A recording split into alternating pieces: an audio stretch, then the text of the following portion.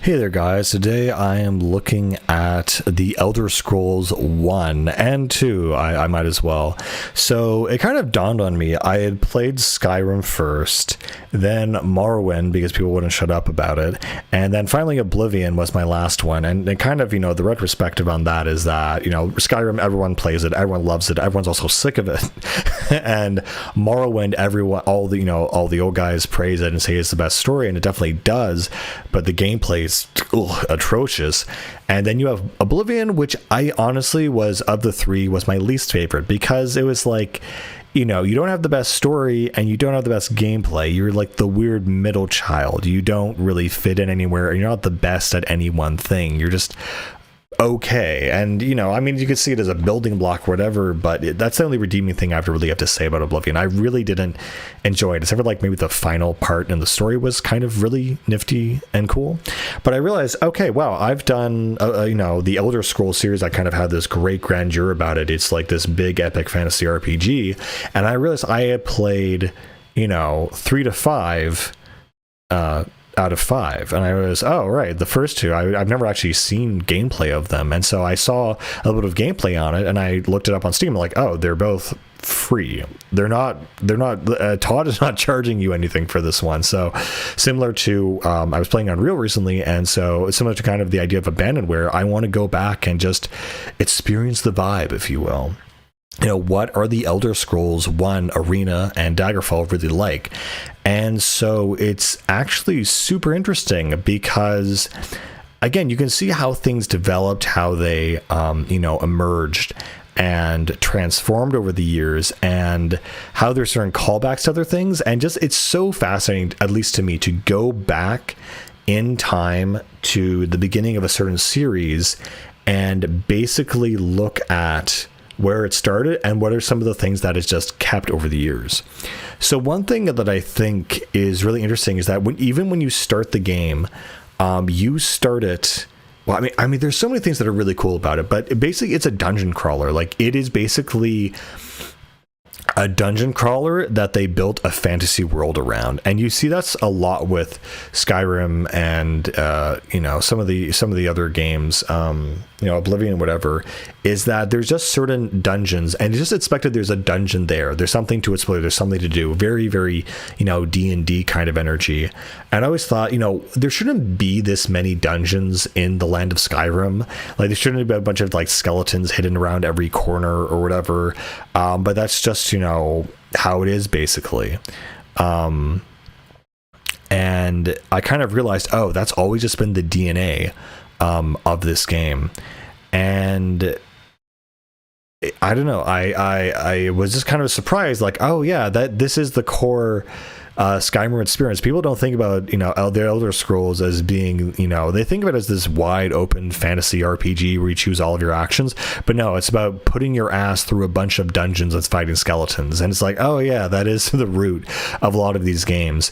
And I realized immediately, like, the style of game, it's very much like those grid system D&D games where you like can only turn 90 degrees and move, but now you have free flowing movement. And I thought, that's kind of cool. That's where this kind of developed.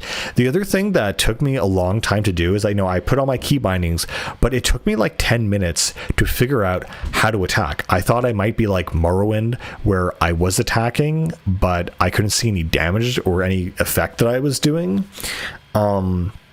But I realized, no, wait, my sword should move when I attack, because at least they have that in Morrowind, despite doing 0 damage on certain strikes.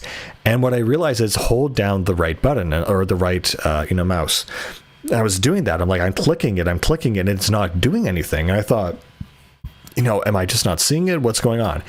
And I realized, this is crazy. This legitimately blew my mind, because I thought this was a modern day mechanic, which is that you have to hold down the R button and then move your mouse in the direction to make that attack. And I was like, whoa, that's what I know from like Mount & Blade, but that's in this game. And I'll be honest, it feels pretty good. It's a bit janky and unintuitive. It's also very hard, very unfair. It's kind of like, what is the range of my thing? It took me a long time where basically I was like, I'd kill a single enemy and I would save. And because you do not have a lot of health in this game, and you cannot afford to lose a lot of health. So I kill a single enemy, I would save. And there's certain enemies where I thought, okay, they're on another platform. There's water between us. I need to jump over there. But when you're climbing up, you can't really attack. And I realized, because it's very misleading your depth on the game. And so what happens is that I'm standing on the opposite side of this gap, but I thrust with my mouse and I actually kill the enemy from across from me. And so it's really about, nothing's changed, right? In the Elder Scrolls, it's just getting the enemy just at the right depth or the right, amount of space between you and them, so you hit them but they can't hit you. Aside from that, other things that they carried forward in the series, the structure of the day system, Turdas, Fridas, or whatever, system they're using, the dungeons, the fact that you're being summoned by one of the gods or something. I think it's really funny that you have stamina and health in here, but they're reversed. The green bars are health and the red bars are stamina, and the blue bar is still mana.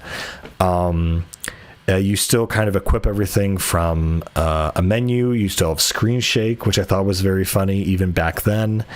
You still have all the provinces of Skyrim. You still have a lot of, you still have like tantos and katanas and stuff. And I thought that was introduced at some point. Some weeb, threw that in there. But no, from the very beginning, they've had all these kinds of weapons, like the broadsword, the battle axe. Some of them aesthetically have changed. Oh, the one thing that was really cool is they had a flail. I was like, oh, damn, that's new. That's kind of cool. I kind of wish we had a flail in Skyrim. It's kind of like a no-brainer that it should be there, but it just wasn't. But yeah, it was very weird getting used to moving your mouse to attack, but it felt very next gen. It actually felt very good because you felt like you're moving in the environment. I don't know how else to put it. It felt really cool. It definitely still had a map system, but it is so archaic. It is like literally like 8-bit blocks almost. And I'd have to say, the very first area, I really thought about giving up because it's super hard to even make it out of that first dungeon, simply because the enemies will kill you very quickly. The rats, they can disease you, and then you just have 0 health or like 1 health left, and you just die immediately. And then the way you get out of the dungeon is that there are doors that you have to click on or walls that are actually hidden doors. And the only way is that sometimes enemy will come out of those hidden doors. And so the story is that you are being summoned by, I forget her name, Rei, R-E-I, like Rei Mora or something. And so I don't think it's a Daedric entity. I'm trying to remember. In Morrowind, you're summoned forced by Azura, obviously, who is an old Daedra. In Oblivion, I think, you're just summoned by Uriel Septim, but then he also has a revelation from one of the other gods, I think, or like a threat from Oblivion.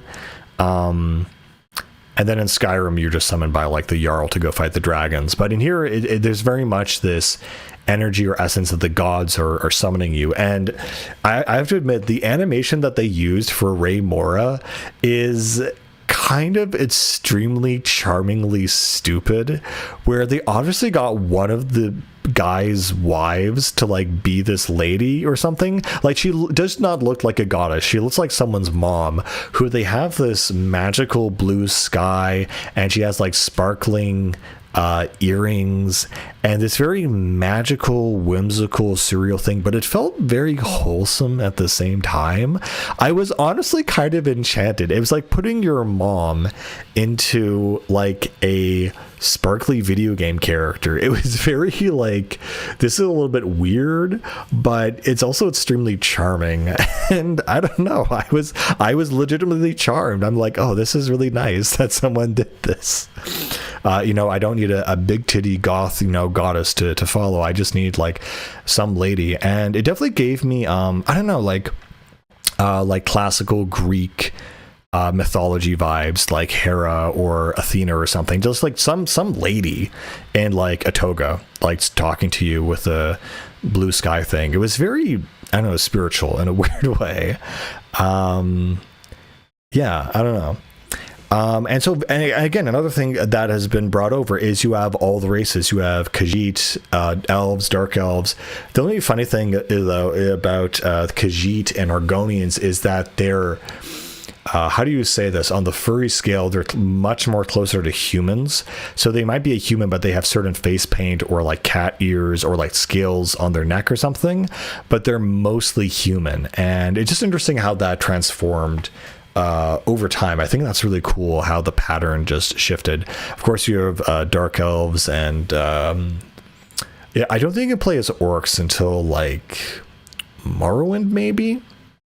I forgot. Probably Morrowind. And so, yeah, it's also the other thing that's really changed in the style and aesthetic of this game is, I forgot, in the intro, it's really interesting because unlike just choosing, warrior, mage, archer, etc., it has this option where you can answer 10 questions, and it's like so geared towards high school boys. It's like, so-and-so mage, Miranda, is, bullying so-and-so. Should you A, intervene, B, do nothing, or C, benefit from the interaction? And that's kind of all the questions. There's 10 questions, but it kind of gives you a bunch of very kind of realistic real life scenarios and kind of says, what kind of person are you? And I mean, I just kind of did them, going through them for fun. I wasn't really thinking about it too hard, but it really got me. It says you're a sorcerer. I'm like, oh damn, they got me. They know who I am. I initially started playing.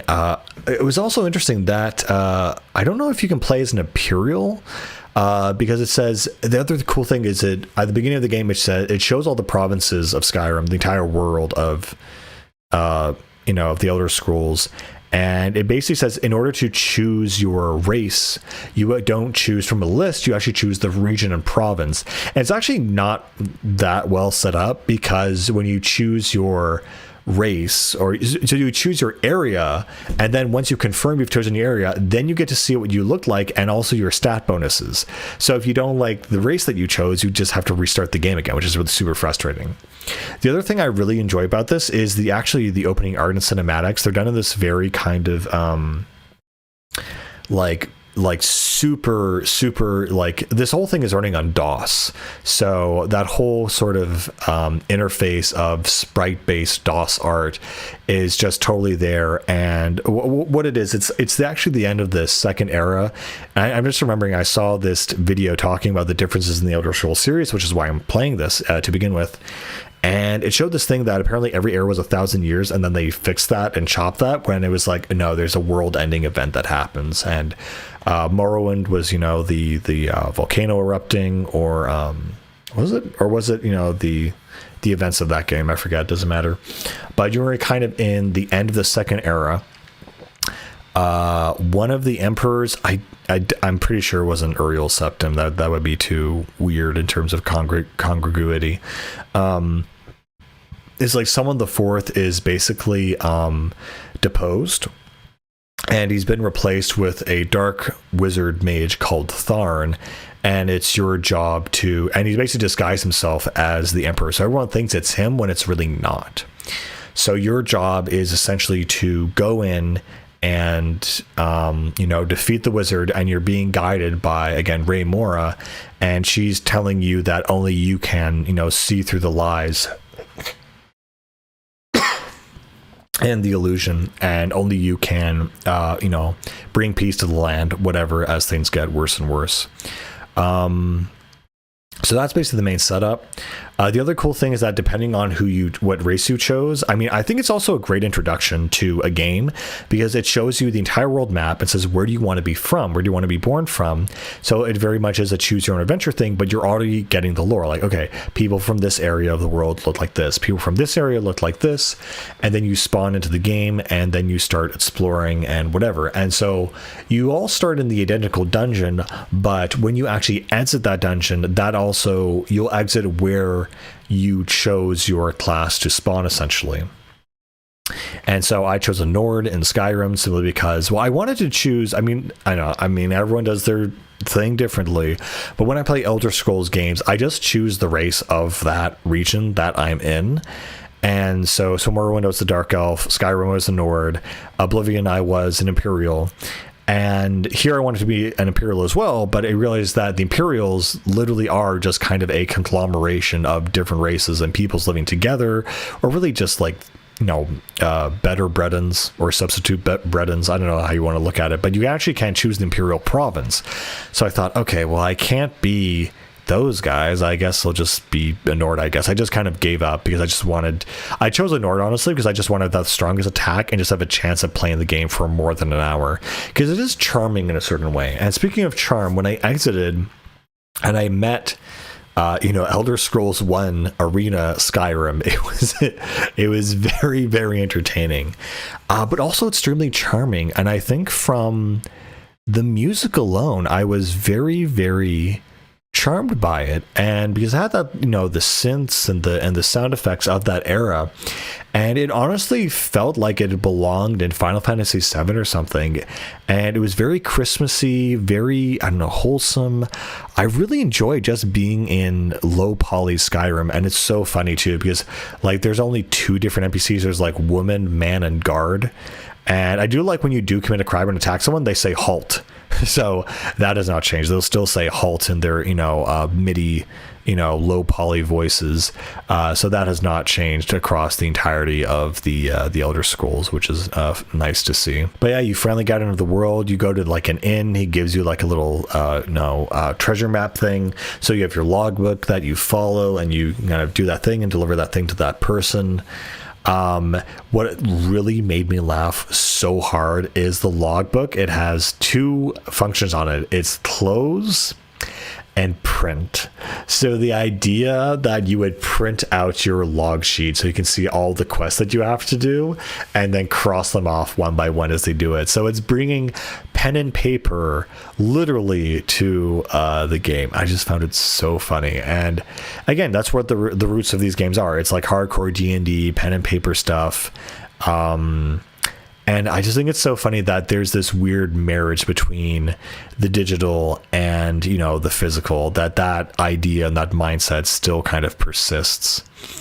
But yeah, this opening dungeon section is like incredibly difficult. Like it's supposed to be a tutorial in the later games, but here it is literally a challenge. And I just chose Nord and tried to like use my battle axe and just one hit kill as many things as I could, because I just wanted to be able to enjoy the game, frankly. But yeah, I kind of exited Skyrim and I kind of explored, went south, tried to go to the other parts of the Empire, but I just couldn't really figure it out, and I got kind of filtered, and I thought, okay, well, I've kind of experienced it, I've kind of enjoyed it, and that's, more or less what it is. And yeah, I mean, there's not much else I can say about it. I really like the sprite art for each of the characters. What's also interesting in terms of character customization, where in Skyrim you do ears, cheeks, depth of nose, like crazy stuff like that. In this game, you have literally like 8 faces. You just click on the face, and that's the only thing you can change. Oh, and your gender, that's how they define it in here. So you can be male or female and have 8 different faces, and that's it. And at that point you are kind of locked in, and your face becomes your icon for how you're feeling and your mood and attitude and whatnot. It's also where you click to equip your stuff.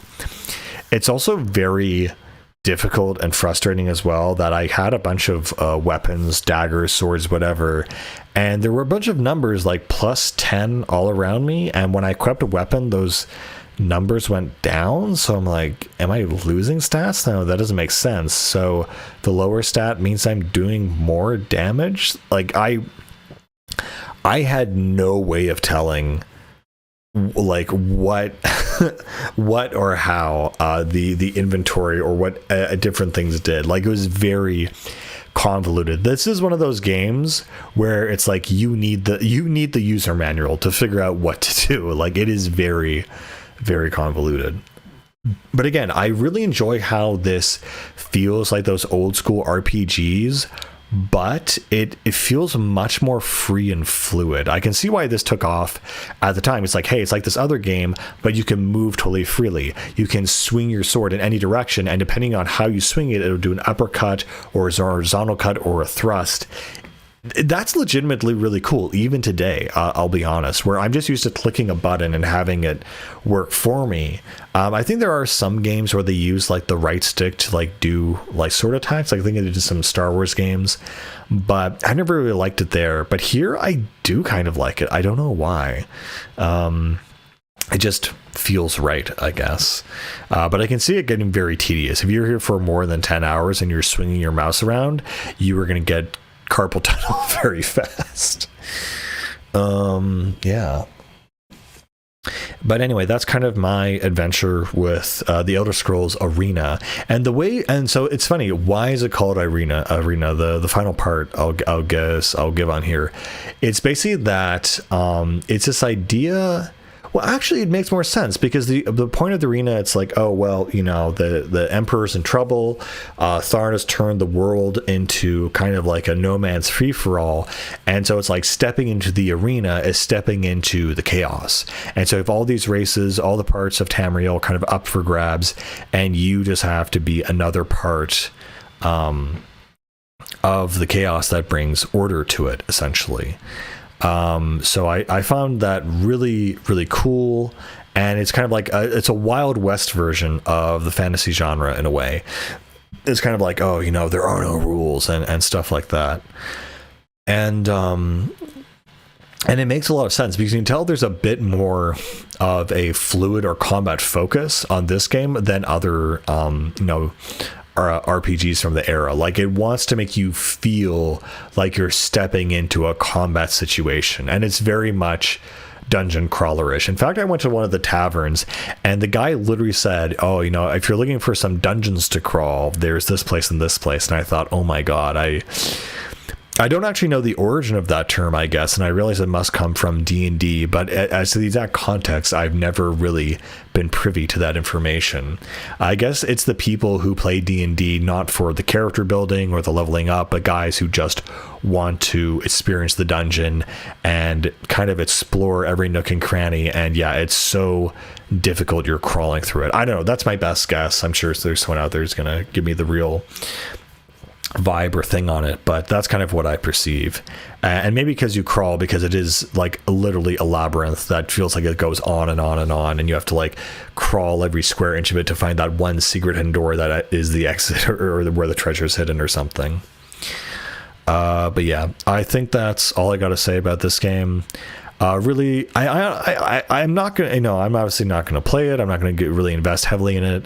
I don't think it has much relevance to the rest of the story of the Elder Scrolls games, but for a first foray, it's really interesting how similar it is in some ways to the future games, and also in general, just how comfortable it is and how the aesthetic obscurity of the pixelization of the game is just, I don't know, I just like older games. They just have a soul to them that's really hard to replicate. Anyway, that's pretty much all I gotta say for this, and I'll see you guys later. Bye.